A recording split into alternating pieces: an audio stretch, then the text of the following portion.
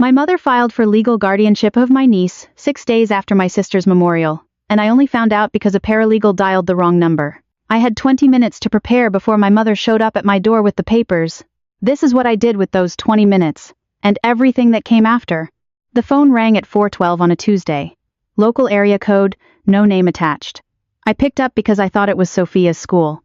Hi, is this Vivian Reyes? I'm calling to confirm the supplemental hearing next Thursday, Courtroom 4B, regarding the petition for alternative guardianship of the minor Sofia Alvarez. The pot behind me was boiling over.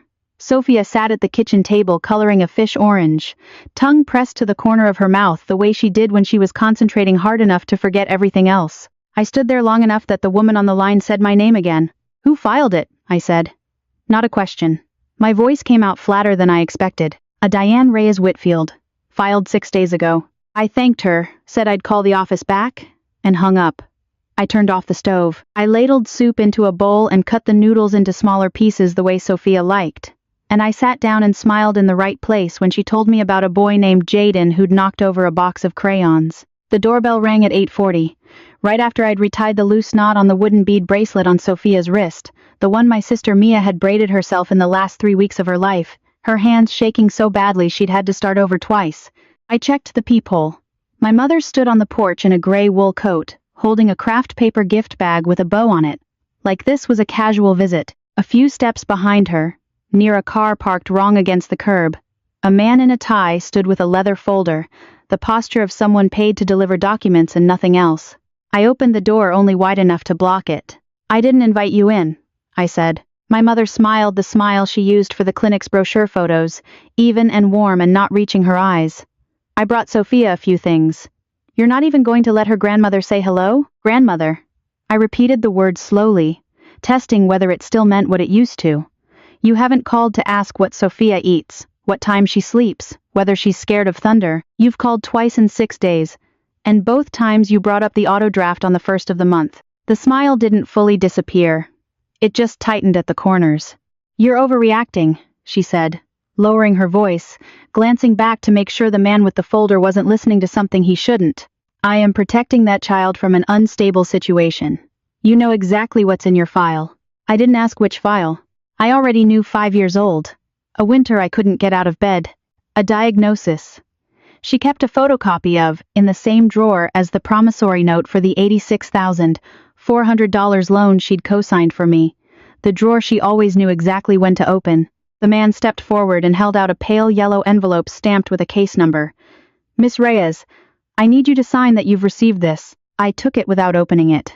I looked at my mother, and for 1 second something crossed her face that wasn't guilt. It was the irritation of someone forced to do manual labor a lawyer should have handled. "Sofia asked me last week if her grandmother still loved her mom, even though she's gone," I said. I told her yes. I lied to a 6-year-old. My mother didn't answer that. She adjusted the strap of the gift bag on her shoulder and turned to walk down the steps, heels clicking evenly on the wet concrete. At the bottom step she stopped, didn't turn around, and said it loud enough for me to hear. "Thursday, Courtroom 4B. Be on time, Vivian. I won't wait for you this time." I shut the door, threw the deadbolt, stood with my back against it for a while, the yellow envelope still unopened in my hand, my heart loud enough that I could hear it in my ears. I didn't know yet that the wrong number call at 4:12, one paralegal's small mistake, was the only reason I had 20 minutes to prepare before that conversation happened. If that office hadn't misdialed, I would have opened the door blind, signed whatever she handed me, understood none of it until I was already sitting in Courtroom 4B, with no lawyer and no numbers of my own. I opened the envelope. "Read the first line." Then I walked into the bedroom and looked at Sofia asleep, one hand still curled around the wooden beads. And I understood that as of that night I was no longer the daughter who made her monthly payment on a loan her mother had co-signed. I was going to read every line of that contract until I found exactly where she'd made her mistake. I should explain who we were before that Tuesday, because none of this makes sense without the 5 years that came before it. I'm a clinical pharmacist. I work at a small outpatient clinic in Tacoma, the kind of place with a coffee machine that's been broken since spring, and a waiting room that smells like wet umbrellas 9 months out of the year. I make good money for one person. I do not make good money for one person, plus a child, plus a loan payment that eats $400 and some a month. Whether I have it or not. The loan existed because 5 years ago I fell apart. Not dramatically, no hospital stay that made the news. No scene anyone else witnessed. I just stopped being able to get up. A breakup that wasn't even that bad on paper turned into 6 weeks where I couldn't hold a job, couldn't answer texts, couldn't explain to anyone what was wrong because I didn't know either. My mother paid for the outpatient program that got me functional again. She insisted on structuring it as a loan, not a gift, because her words gifts make people soft, and loans make people accountable. $86,400 for 18 months of treatment, medication, and the rent I couldn't cover while I wasn't working. Co-signed in her name because my credit at the time was garbage. I never asked what interest rate she'd attached. I trusted her, the way you trust a parent who is also, undeniably, a person other people trust. 3 dental clinics with her name on the building, a seat on the county health advisory board, a stack of community service awards from the Rotary Club she keeps in a hallway that visitors have to walk through to reach the bathroom. My mother's house has a hallway you have to walk through to reach the guest bathroom, and that hallway is lined, floor to ceiling, with framed certificates and photographs, ribbon cuttings, a plaque from the Rotary Club, a newspaper clipping from 12 years ago with a headline calling her the smile behind the smiles for a free dental clinic. She ran one Saturday a year for uninsured families. I used to think that hallway was proof of who she was. It took me a long time to understand it was closer to a receipt proof of what she'd spent and what she expected back. She has always carried a small red leather ledger in her handbag, the kind you'd buy at a stationery boutique, soft-cornered from years of handling. I never once saw the inside of it as a child. It wasn't hidden, exactly. It just lived in a part of her bag nobody else was invited to reach into. The way some people carry a rosary or a pocket knife, something they touch without thinking, something that means they are never fully without their own accounting of things. Sofia is my sister Mia's daughter. Mia died 10 months ago and overdosed the coroner's report called accidental, and I have never once tried to argue with that word in public, because arguing with it wouldn't have brought her back and would have cost me things I couldn't afford to lose. Mia and I were close in the specific, complicated way sisters are close when one of them has always needed rescuing and the other has always been the one doing the rescuing. I became Sofia's guardian without a courtroom, the first time an informal arrangement blessed by Mia's last wishes. A letter, a caseworker who liked me, 6-year-old Sofia moving her stuffed rabbit and her crayons into my spare room, 3 days after the funeral. My mother did not attend Mia's funeral in any way that looked like grief. She attended it in a black dress that photographed well, gave a eulogy that used the word struggle 4 times and the word sorry 0 times, and left before the reception because she had, she said, an early morning. I should have understood something from that. I didn't. Not fully. Not yet. The first months with Sofia were the kind of ordinary that doesn't photograph well but holds a life together anyway. I learned that she likes the crusts cut off, but only on Tuesdays. That she needs the hallway light on but not the bedroom light. That she flinches at loud arguments on TV and asks to change the channel without ever saying why. She still wears the bracelet every day. It's too big for her wrist now, tied with 3 extra knots to keep it from sliding off, and she touches it the way some kids touch a blanket absent-mindedly, for reassurance, whenever a room gets too loud or too quiet. My mother called twice a month during those first months, always about the loan, never about Sofia by name. When I brought up custody paperwork, hoping for her blessing, she said, "Let's not rush into anything legal, Vivian. Courts complicate families." I thought that meant she trusted me. I didn't understand yet that it meant she was deciding whether I was worth the paperwork. That understanding arrived at 4:12 on a Tuesday, with a stranger's voice confirming a hearing I hadn't been told about. I spent that first night after she left on the kitchen floor with the loan documents spread out around me like a crime scene I didn't yet know I was investigating. I found the line I'd never read closely. A family administrative fee, 9%, compounding annually, tacked onto the base interest rate, never disclosed to me in writing outside a single paragraph on page 14 of a document I'd signed half sedated in a hospital chair 5 years earlier. 9%, on top of everything else, silently accumulating for 5 years while she called it help. I didn't cry that night. I want to be honest about that, because I think people expect crying and I didn't have it in me. What I had was a legal pad, and by 2 in the morning it had 3 columns on it. What I owed, what I'd actually been told, and the difference between them. I want to describe that legal pad honestly, because it says more about what happened next than anything I could tell you about how I felt. Column 1, the current balance. Taken from an automatic statement I had never once read line by line, because who reads a loan statement line by line when the person who arranged it is your own mother? Column 2. The number from the original disclosure paperwork, dug out of a shoebox in my closet, signed in a hospital chair with a pen someone else had to hold steady for me, because my hands hadn't been reliable yet. Column 3, the one I kept erasing and rewriting because I didn't trust my own math the first 4 times through. The difference. It came out to just over $31,000 in accumulated fees that had never appeared, in writing, anywhere I'd been shown before that night. I sat with that number for a long time. Not raging, not crying, just sitting with it, the way you sit with a diagnosis before you know what to do with it, turning it over, checking it against itself, waiting for it to shrink, or make more sense. It didn't. $31,000 is not a number that gets smaller the longer you stare at it. At some point I got up and checked on Sofia, the way I did most nights, standing in the doorway just long enough to hear her breathing even out into sleep. The bracelet had slid partway up her forearm the way it did when she moved around at night, and I stood there thinking that my mother had spent 5 years quietly compounding interest on the worst 6 weeks of my life, in the exact span of time she'd spent quietly failing to notice her other daughter disappearing in front of her. 2 different kinds of not paying attention. Both of them, eventually, cost someone everything. The first wave came 4 days later, 2 days before the hearing. She called at 7 in the morning, while I was making Sofia's lunch, and she didn't say hello. "I heard you've been asking the bank for statements," she said. I hadn't told her that, which meant someone at the bank had told her, which meant the bank still thought of the account as hers, not mine, even though I was the one making every payment. "I'm allowed to see my own loan history," I said. "You're allowed to remember who co-signed it," she said. "I could pull my name off that guarantee tomorrow morning if I wanted to, Vivian. You understand what happens to your credit, your rate, your monthly payment? If I do that? I would think very carefully before you make my name into an enemy in a courtroom." I put the knife down on the cutting board. Sofia was in the next room, watching cartoons with the volume low, the way she always kept it. "Is that a threat about my credit? Or about Sofia?" I said. There was a pause on the line, the kind of pause that isn't uncertainty, just recalibration. "I'm trying to keep this family together," she said.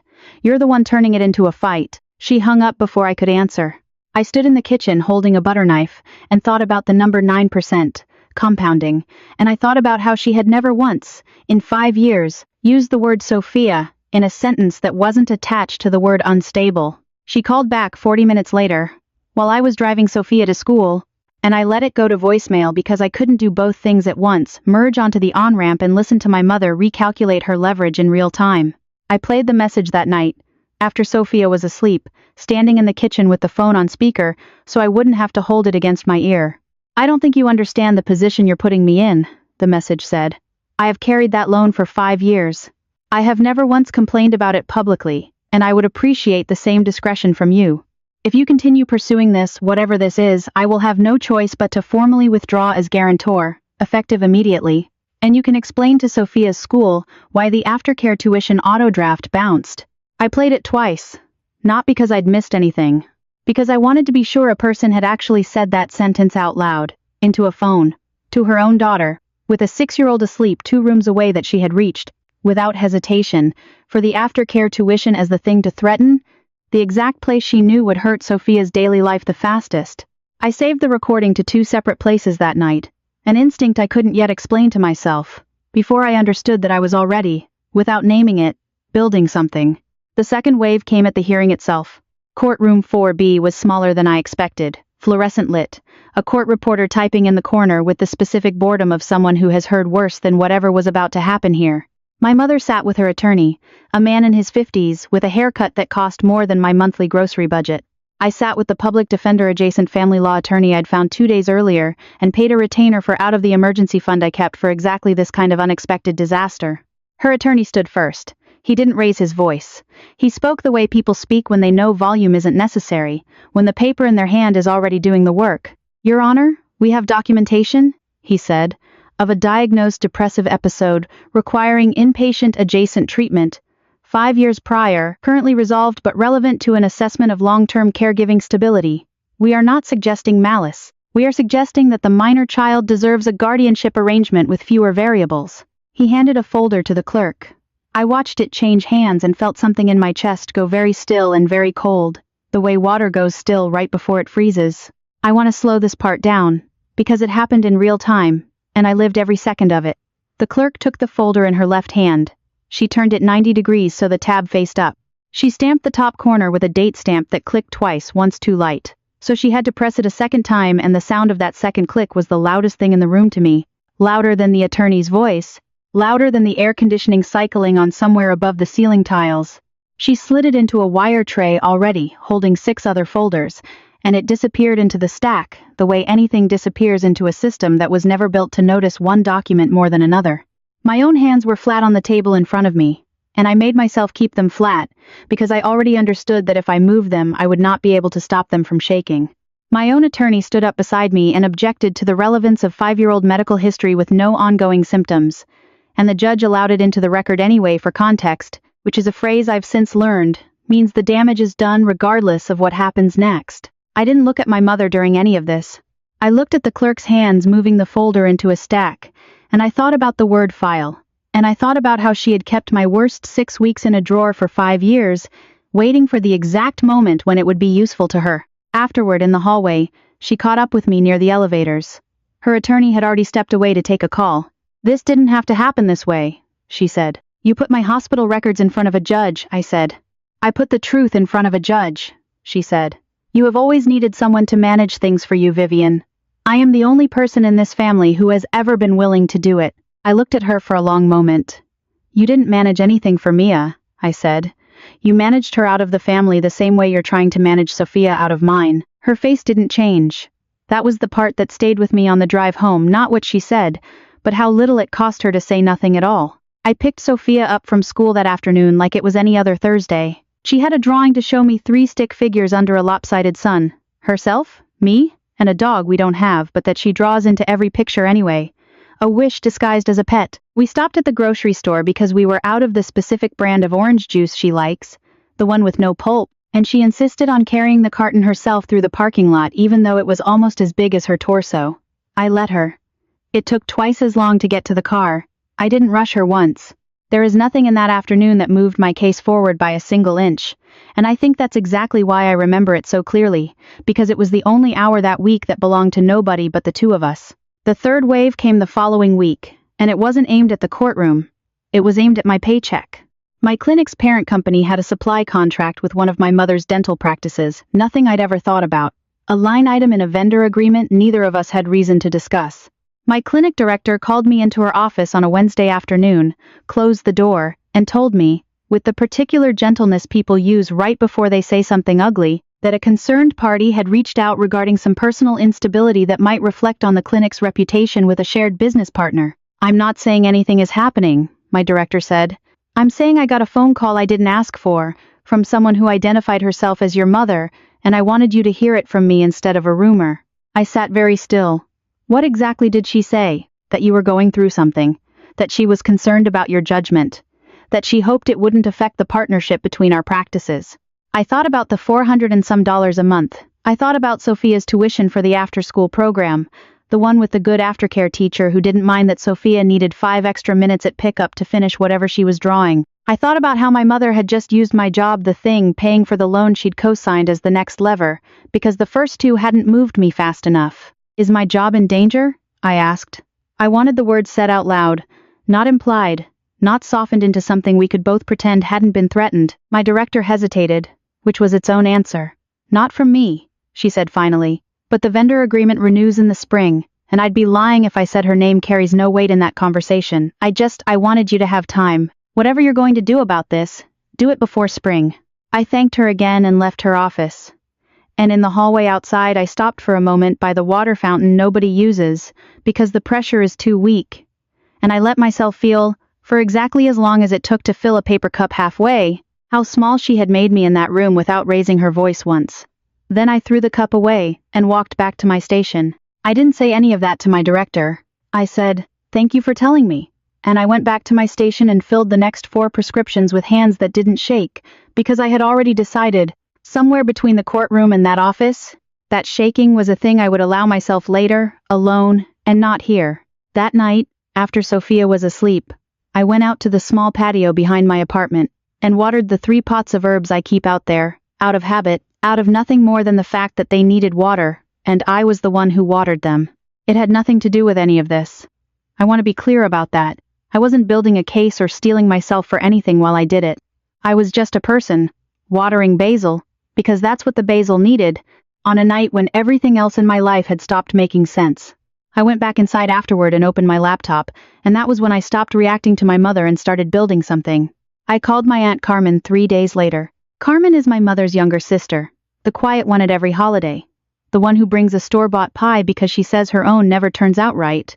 Though I've had her cooking and I know that isn't true, she and my mother don't have a relationship so much as a shared surname and a habit of showing up at the same Thanksgiving table.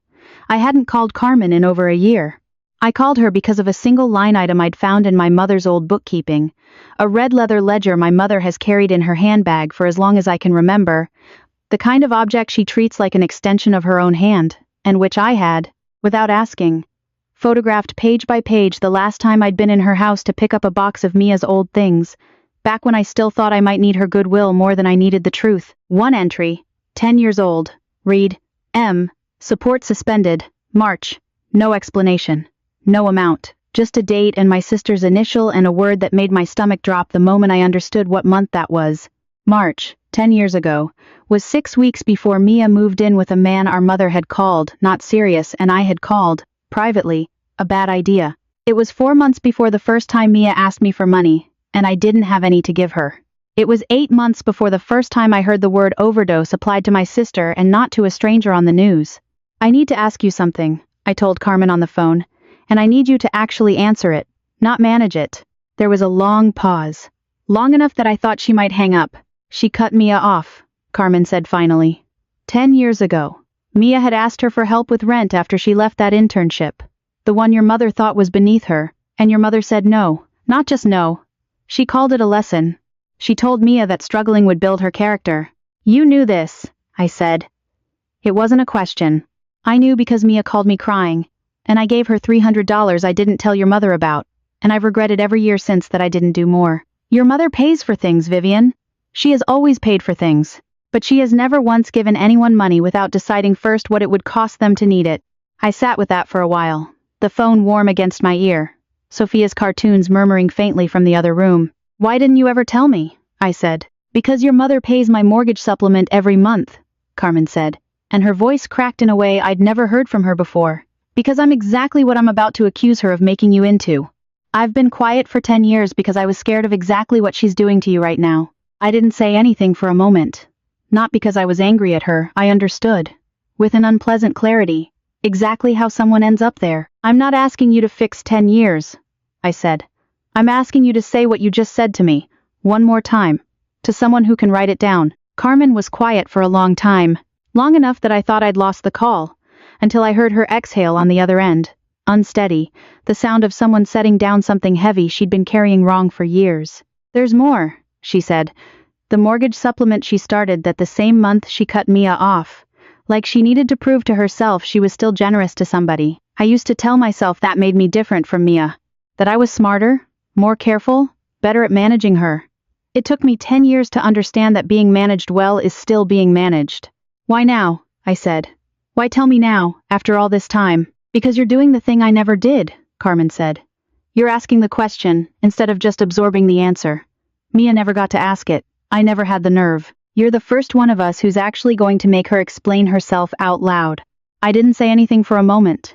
Not because I was angry at her, I understood. With an unpleasant clarity.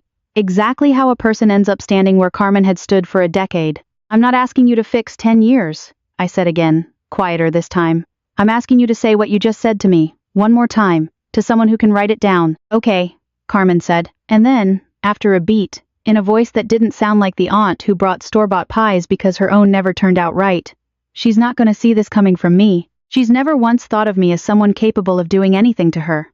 That's probably the only advantage I've got. I want to describe the next 10 days carefully, because it is the part of this story where I stopped being the person things happened to. I refinanced. It took 4 attempts, and one very patient loan officer named Priya at a credit union across town, who looked at my payment history 5 years, never late, not once, and told me flatly that whatever institution had structured my original loan should be ashamed of the fee schedule buried on page 14. She helped me apply for an independent personal loan in my name only, no cosigner, at a rate less than half of what I'd been quietly paying in undisclosed interest. It would clear my mother's guarantee entirely. It would put the debt fully and only in my name, which meant it could never again be held over my head like a leash with her hand on the other end. I remember the exact sequence of that final approval, because I made myself remember it, the way you remember the last few steps before jumping into cold water. I sat at my kitchen table with the confirmation email open. My finger hovered over the button that would authorize the transfer, the one that would pay off the old loan in full and close it, my mother's name removed from the account permanently. Effective, immediately. A small red warning line appeared beneath the button. This action cannot be undone. I read it twice. I thought about the drawer in her house with my diagnosis in it. I thought about the word unstable,